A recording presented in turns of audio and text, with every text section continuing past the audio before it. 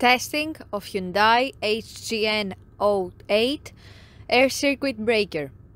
The basic settings will be set by the customer. For testing, we add a 220 volt AC power supply. At first, we trip the breaker manually.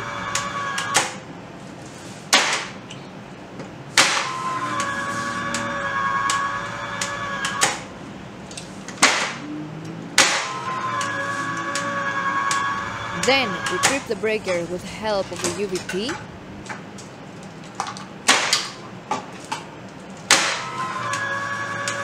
Next, we perform a short time delay test and the breaker trips almost instantly. And lastly, we perform a long time delay test.